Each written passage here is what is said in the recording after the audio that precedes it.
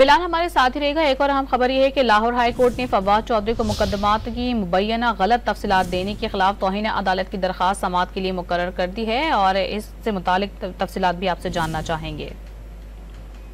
जी देखिए, फवाद चौधरी को मुकदमात की मुबैना गलत तफसीलात देने के खिलाफ तौहीन अदालत की दरखास्त समाअत के लिए मुकर्रर कर दी है।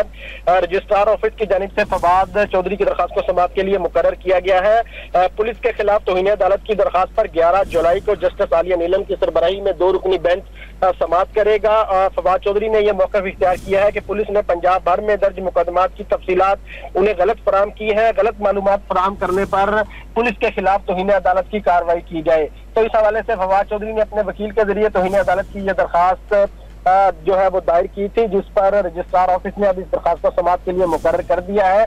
11 जुलाई को नामजद चीफ जस्टिस आलिया नीलम की सरबराही में 2 रुकनी बेंच जो है वो फवाद चौधरी की दरखास्त पर समाअत करेगा। बहुत शुक्रिया राना बिलाल, तमाम तर तफसीलात से आगाह करने के लिए।